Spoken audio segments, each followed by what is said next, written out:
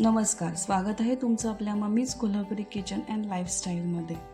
आज आपण करणार आहोत पाकातले रव्याचे लाडू। पाकातले रव्याचे लाडू म्हटलं की आपल्याला पाक करताना भीती वाटते की एक तर पाक पुढं जाऊ शकतो किंवा तो कच्चा राहू शकतो। म्हणून या व्हिडिओमध्ये मी अगदी व्यवस्थित टिप्स सांगितलेले आहेत, तर तुम्ही व्हिडिओ अगदी शेवटपर्यंत बघा। इथे मी वाट्यांचे प्रमाण सांगितलेले आहे। तुम्ही कुठल्याही वाटीने जर तुम्ही हे प्रमाण केलं आणि त्या टायमिंगनुसार मी तुम्हाला जे सांगितलेलं आहे भाजणे किंवा पाक तयार करणे, तुमचे लाडू अगदी परफेक्ट होतील। चला तर मग सुरू करूया। त्यासाठी आपल्याला बारीक रवा लागेल, तो 2 वाटी घ्यायचा आहे। शक्यतो बारीक रवा घ्या, ज्याच्यामुळे लाडू अगदी व्यवस्थित होतात। आता आपल्याला रवा भाजायचा आहे। सुरुवातीला आपण तूप अर्धी वाटी घ्यायचं आहे। त्यातलं थोडंसं तूप आणि पातळ केलेलं हे तूप घ्यायचं आहे। त्यातलं थोडं तूप आपण आधी सुरुवातीला घेऊ। तूप थोडंसं गरम झाल्यावर त्याच्यामध्ये रवा टाकायचा आहे आणि मंद आचेवर आपल्याला हा रवा भाजायचा आहे। रवा आपल्याला एकसारखा भाजायचा आहे।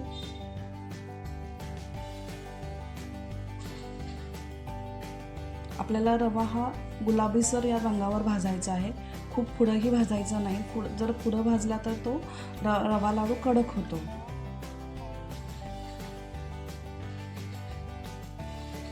आणि तूप सगळं एकदम टाकायचं नाही आहे, आपल्याला थोडं थोडं तूप आपल्याला टाकायचं आहे।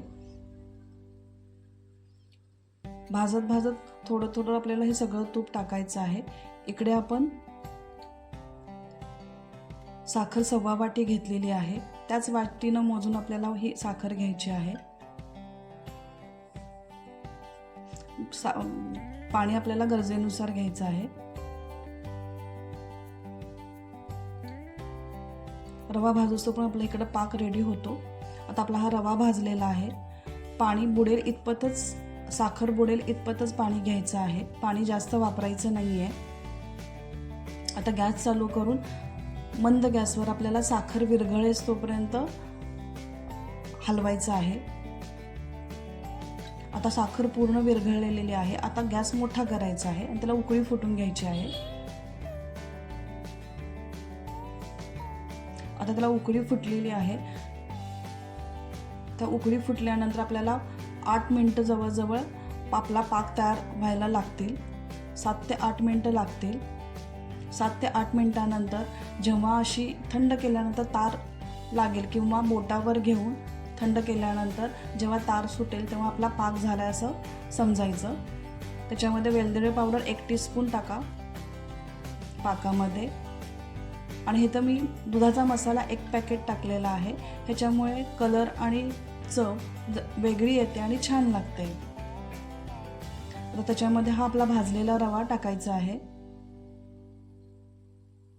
सुरुवातीला हे मिश्रण पातळ वाटतंय, पण एक अर्धा तासात अगदी छान मऊसर असं मिश्रण आपलं तयार होत आहे। अर्धा तास आपण झाकून ठेवूया।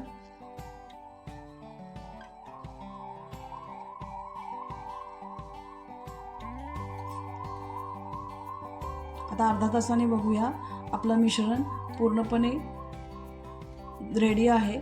शक्यतो कोमट असतानाच आपल्याला लाडू बांधायला घ्यायचे आहेत। कोमट असताना लाडू वळणे खूप सोपं जातं।